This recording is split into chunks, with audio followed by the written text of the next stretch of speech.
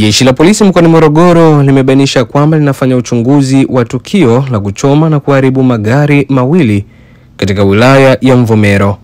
Kwa mujibu wa ripoti ya kamanda polisi mkoa wa Morogoro Alex Mkama, amebainisha kwamba tukio hilo limetokea Disemba 17 ya mwaka 2025 katika kitongoji cha Kilingeni, kijiji cha Lusanga, kata Diongoya, tarafa ya Turiani, wilaya ya Mvomero, ambapo gari namba T 214 EJU aina Mazda CX-5 na T350 DCH aina ya Toyota Noah yalichomwa moto na kuharibika na waombolezaji wa msiba.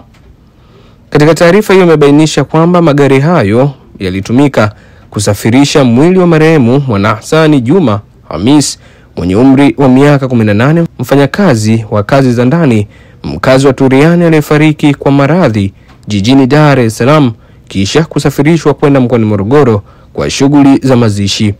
Wakati taratibu za mazishi zikiandaliwa, ilitokea taharuki iliyohusishwa na kutiliwa mashaka ya mazingira ya kifo cha Mwanahasani, hali iliyosababisha kuchomwa kwa magari hayo na kuwafungia ndani wasindikizaji wa msiba ili watoe maelezo zaidi.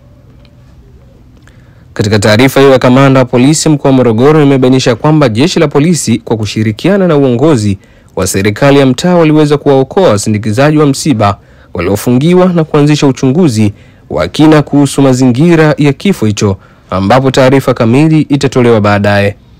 Katika taarifa hiyo imebainisha kwamba jeshi la polisi mkoa wa Morogoro linaendelea kuimarisha usalama katika eneo hilo na kuwataka wananchi kuacha utamaduni wa kujichukulia sheria mkononi. Utamaduni huo ni kinyume cha sheria na una madhara makubwa.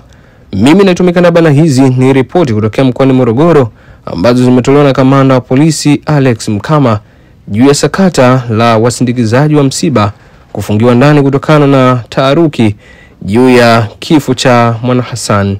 Endelea ukanasi kwa taarifa zaidi.